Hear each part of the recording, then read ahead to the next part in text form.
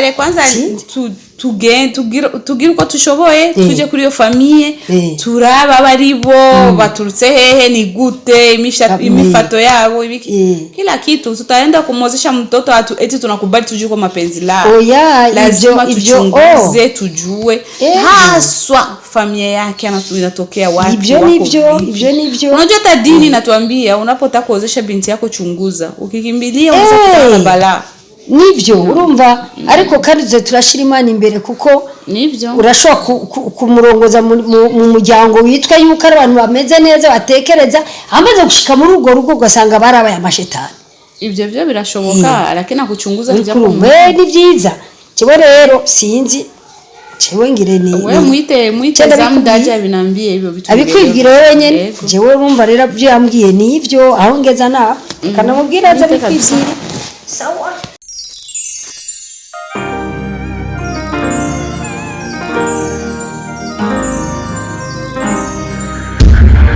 because of love.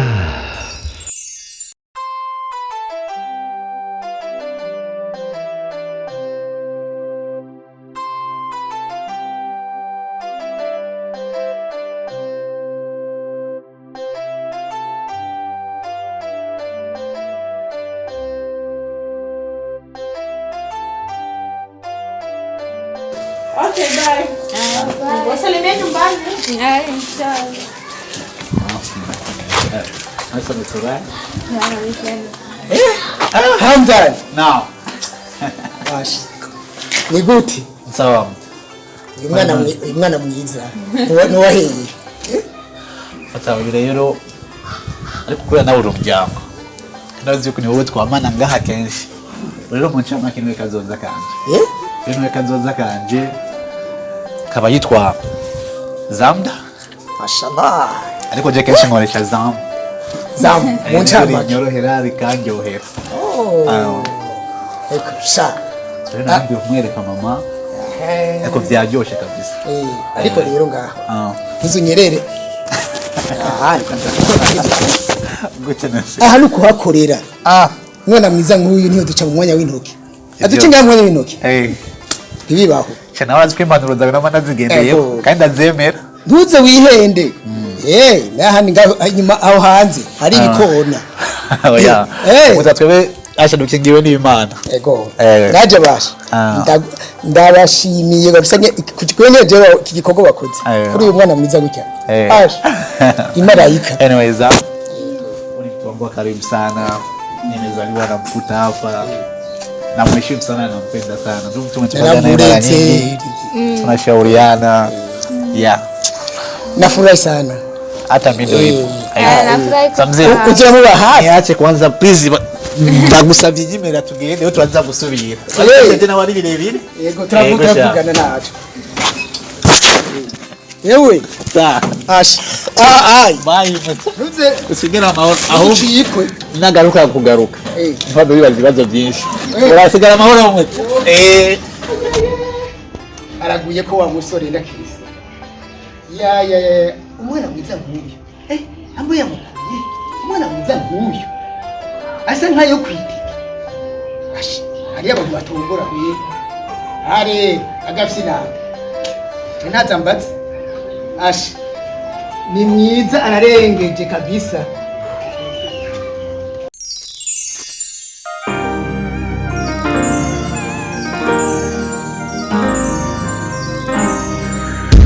Because of love.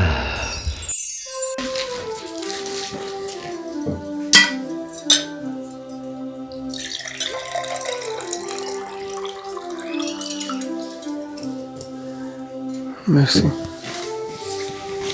Aba nabo iyo mufitanye amadiri uratelefona mwita. Cyo abantu buri. Nana yese nkuru ashi. Nkuru nziza ubuho ntumbwira ngo ona y'abagore. Takuvuga. Bishima mbyumvise. Ivyo biragoye kumenya ko ari byiza canke ari bibi. Kareka. Cyo kuvuga utara. Biterwa n'uyumvise iyo nkuru. Asha ni nkuru nziza. Umugabo ubwe yabwiye uwundi ngwerega ngo inka yanje ngirakama. Undi cyane mubaza ngo ikamwiki. Urumva ico kibazo. inkikamwe bikamwe amata gusa nakiri tubyihoze rero uti rero ashatse mu kazana umuhungu wanje avuye hano nyene burya nari 30 hapfuye hamwe basimbiye muri vile n'ibyambwiye urumva yaronse umukobwa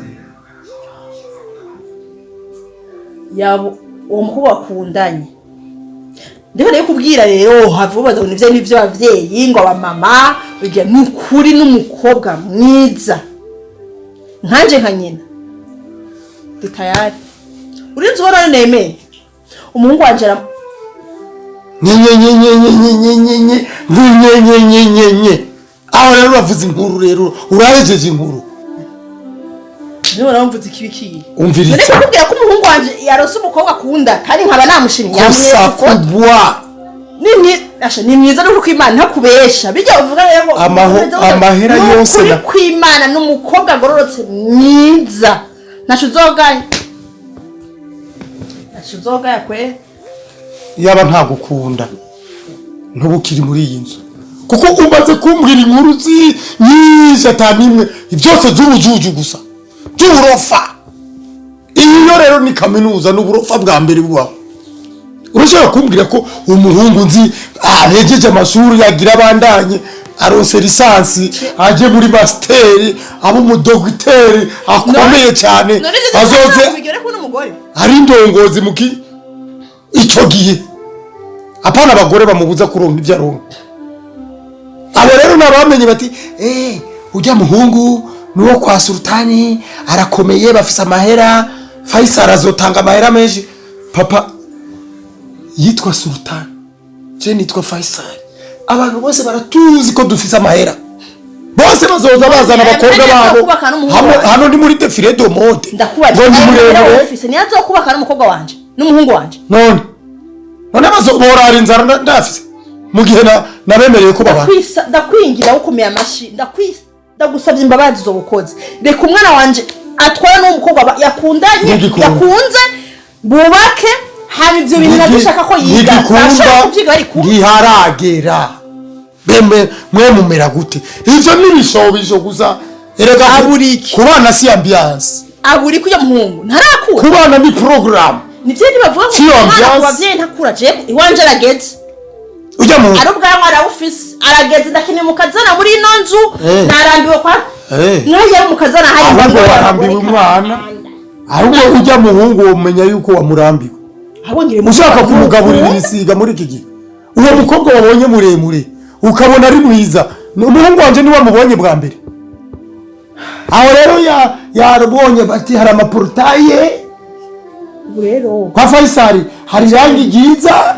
ivyo ne kuravuga wabikomeje nivyo ntushaka arongora cyangwa uracari kurakina nibiki sasa twumvikane umugore wanje umwana wanje ngira ndayiguhe azara umugore sivyo ngira ndayiguhe nkeneye gikuru iya mbere nuko jewe atarashikaho shaka kugira ashobore kurondera umugore iya kabiri nije nzomuronderera umugore nshaka wazumva neza avuye muri famiye turaba neza ko badakurikiye iby'amahera wewe ninde yakundondereye nawe barakurondera kijya gihe twari dukerebutse wawe twaramenya kuro urabona ko nakuguye ko naho uzana ibintu by'uburofa buke ariko urabona ko umugore umwana abari n'uwakunda sa reka duhe amahirwe umwana abari n'uwakunda hari uwamubukije ndamubukije kurongora ubu narindire subira asubirie kidogo yendeleshe kwanza atafute hiyo master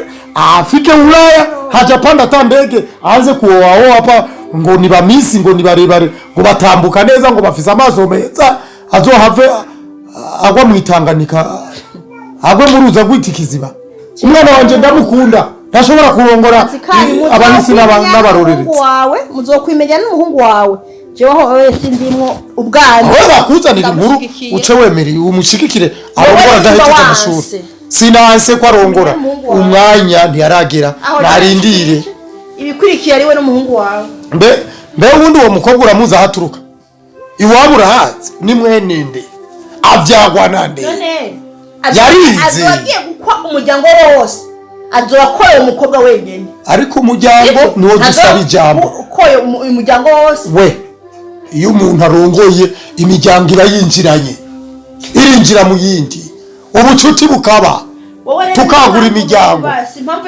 ugiye gusanga arongoye imfuvyi itagira se na nyina ni ikibazo nyene woba waguye imiryango gute usanze ari imfuvyi idafise sekuru idafise nyina idafise se yoba ari gisizi mbwe kiva mu mazi ko mwitanganika bisigaye byinjira Bujumbura bikaza kwitemberera reka cyane kandi birungika abakobwa bayo abagabo bandi bo barihe reka cyane aho utabona ndahakubonera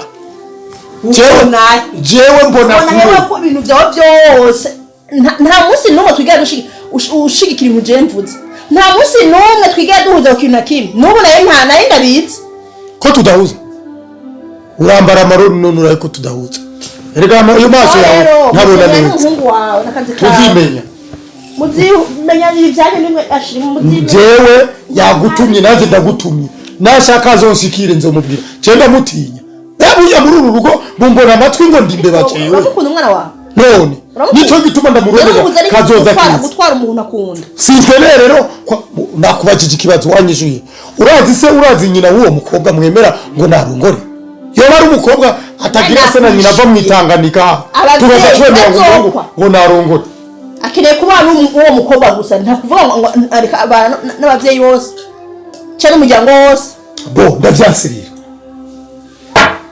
kandi rero bize nabi uyimifu mve ni ruhanda aho kindi ucumbe rero niri rubugari ari kindi wakubwiye ko Faisal avugirwamwo n'abahisi n'abagenzi ngo babonye umukobwa ngo muremure nashaka be mugufi cyane muremure none amanura imvura ngaha mu Burundi ko twama twabuze imvura izuba rikadutinagaza ngaha ko atamanura imvura ngo tura nagendiye muremure none izuba nijyaka cyane niwe azodukingira izuba kenage umuhungu wanje ntaragira kurongora mafu ndamukunda umuhungu wanje kandi nawe wenda gukunda